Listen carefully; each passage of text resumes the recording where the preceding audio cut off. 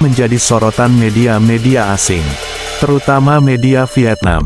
Sebelum kita masuk dari penjelasan video ini, sekarang kita lanjut. Media Vietnam, The Tao 247, menyebut timnas Indonesia aneh setelah hampir pasti mendapatkan jasa Sandy Walsh dan Jordi Amat.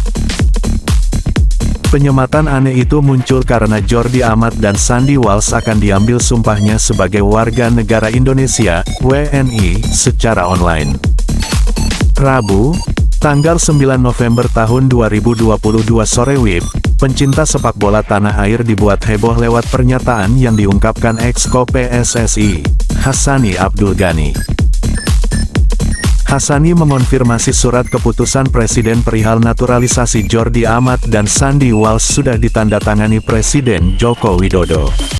Congratulations. Terima kasih Bapak Presiden Joko Widodo.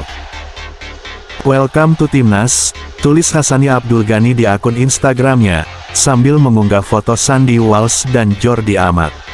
Dengan keluarnya surat itu, otomatis Jordi Amat dan Sandy Walsh tinggal selangkah lagi mendapatkan paspor Indonesia. Jordi Amat dan Sandy Walsh tinggal menjalani sumpah di Kanwil Kemenkumham Republik Indonesia.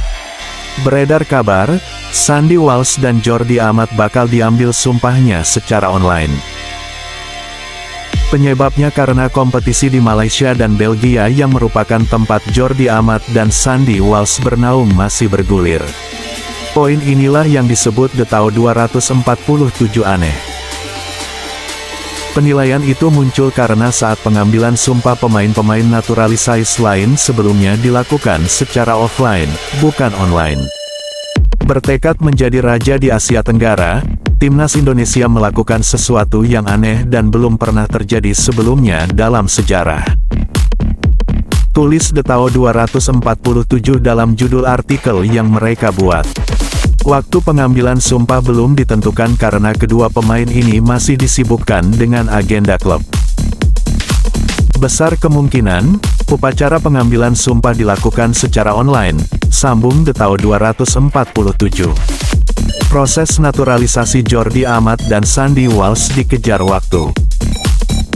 Jika pihak terkait tidak bergerak cepat, Jordi Amat dan Sandy Walsh takkan bisa membela timnas Indonesia di Piala AFF 2022.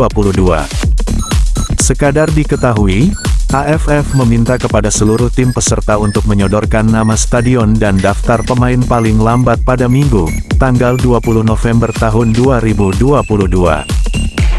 Karena itu, hanya tersisa 10 hari lagi apakah Sandy Walsh dan Jordi Amat bisa membela timnas Indonesia di Piala AFF 2022 atau tidak. Bersamaan dengan cerita yang di atas, kami pun selalu berusaha untuk mencari info terbaru tentang perkembangan timnas Indonesia setiap hari.